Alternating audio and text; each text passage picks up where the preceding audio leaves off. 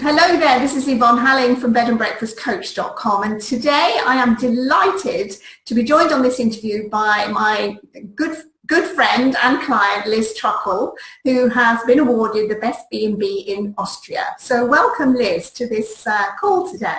Thank you very much. So Liz, how long have you been running your B&B? Well, we opened our doors in August 2013, so that's just over 2.5 years now. Okay, and what's your background? What led you to start a B&B? I probably started, about 15 years ago. We went on holiday in England, the Southwest Way. It's a walking route, and we stayed with a couple there who were absolutely delightful, and we just sort of thought, one day, that might be a nice option. But we then did loads of different things. I've worked in the travel industry a lot, and actually in the area in Austria that we live, I actually used to bring coach parties to the local lake and to the local towns and villages. So it's actually quite nice to return here as well. So you knew a bit about the area before you decided, right? We did, and when we used to work out here, both Paul and I used to work out here, we not only did coach tours to the area, but then when we went back to England and got like proper jobs, we then kept on coming out to Austria for all of our holidays. So we got to know Austria quite well over the years. Yeah, brilliant, brilliant. So what kind of guests do you attract, Liz? I'd say majority are couples or couples with older children. And we do have some individual travellers as well, but I'd say the majority are couples and couples with older children, yeah. And are they mostly international guests? Yeah, I mean, it was unbelievable. The first few months when we opened up, I think I looked at my figures. For the first 3 months, we had over 200 guests from over 30 different countries. So it's really diverse, really amazing, really amazing. Fantastic, brilliant. And so what's the rough percentage of repeat guests, would you say? I mean, at the moment, we've been going, for 2.5 years. We have had some people come back. I mean, one of our guests, her family, they've been back here 5 times already. Wow. And so we have had some lovely guests coming back. We've got a few more booked for the future as well this year. But I'd say it's still quite low, obviously, just only being open for 2.5 years. But it's reassuring. I'd say probably perhaps 5% of guests at the moment are returners so far. Yeah, early days, right? Yeah, that's right. So do you offer any other products or services apart from rooms and breakfast? No, we don't really. We do focus just on offering sort of bed and breakfast in the area. We've got local restaurants. We always help with perhaps, offering to book, make a table reservation and that sort of thing. But no, we do focus just on the B&B really. Okay. And are you using any social media to attract guests? We're on Facebook. We've got a Facebook page, and it's always really nice when people connect with you through that. So I think it just sort of keeps us in touch with people that have been here before. And there's a few people that have sort of joined and, are interested in just sort of following what's going along. So that's always quite interesting. We've also got our website, and I've got a blog on there that I'm not very prolific at the moment, but every now and again I do the odd blog as well. Brilliant. And so what have you learned along the way, Liz? Gosh, loads. Where to start? I think we seem to have been fortunate in the sense that the guests that we've attracted have been great. They've been happy here. We've always been, especially in the early stages, asking, is there anything else that you need, anything else that we can help you with, and a few bits and pieces along the way. So we've then incorporated that when new guests have come.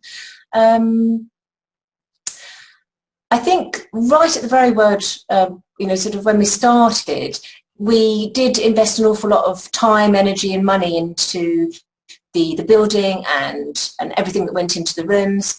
But of course, it's really important to balance that with how long it's going to take for you to actually get back that investment.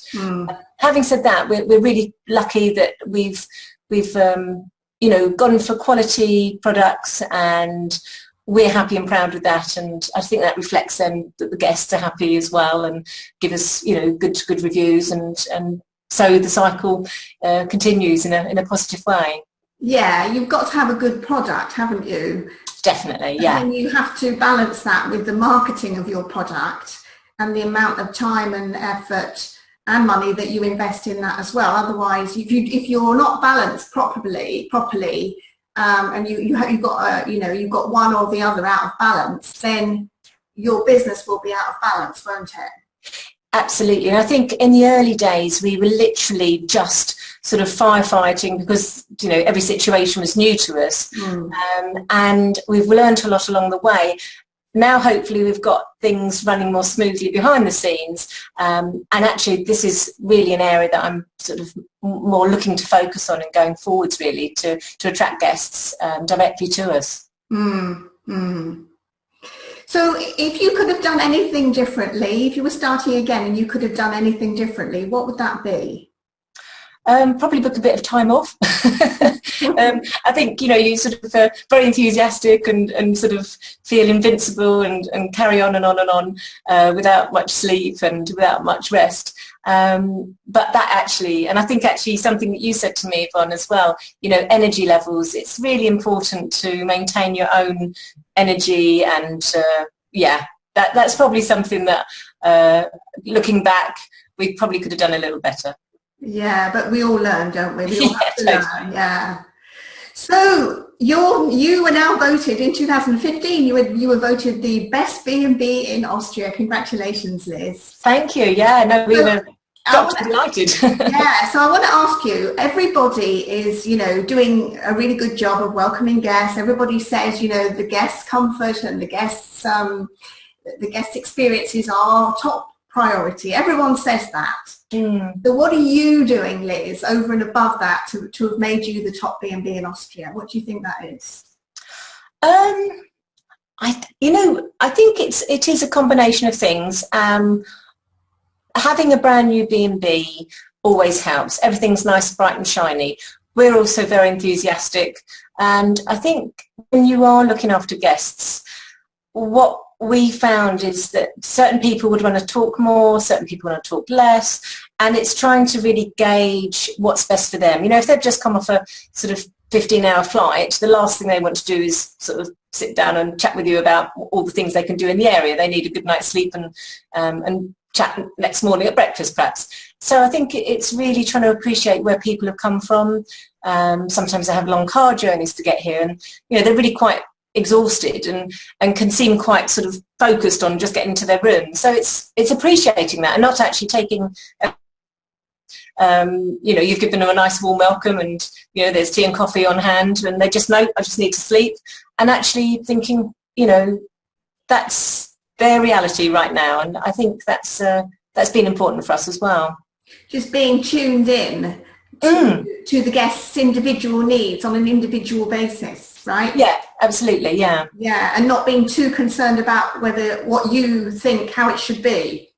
Yeah, and I think sometimes, you know, I sort of think, oh, they need to know this and they need to know that, but actually, you know, so many people are very well informed.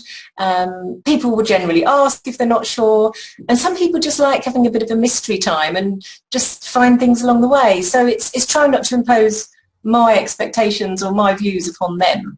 I think that seems to have helped anyway. Just be very much there and appreciate them for the individual that they are. Yeah, and kind of sort of creating that environment where they feel completely safe, and you know, and you just allowing them to choose what it is they need and how much interaction they want to have, right? Absolutely, yeah. Yeah. Great. So what are your plans for the future? Well, we've got a year sort of shaping up, got quite a few nice bookings coming in, so we're obviously looking forward to this year, but one of the things that we have done is we have built in a few weekends and a little holiday, which we haven't really done before. So we're quite looking forward to this year and keeping our energy levels going, and actually to appreciate the beautiful area that we live. You know, everyone's coming back and telling us, oh, you know, this is that and the other that we've seen, and you know, yes, we've been there, but it's nice to actually revisit those places and enjoy ourselves. Yeah, and sort of remember to be the tourist, really. Yeah. Remember to be the tourist in your area. Otherwise, you don't know what's going on, do you? You can get holed up, can't you, in your environment, in your business, and not take the time to kind of lift your head up and see what's really going on around you. No, absolutely. Brilliant, Liz. Thank you. So let's have your contact details and your web address for anybody watching who's anxious to visit you. Thank you. Yes, we're at www.landhouselily, that's LANDHAUS, Lily, LILLY.com. And you can find us at info@landhouselily.com by email. Brilliant. And that's Liz and Paul Truckle. That's right. Fabulous. Thanks so much, Liz, for your time today. It's really interesting, and congratulations again. Thanks, Yvonne. That's super. Thanks for your help.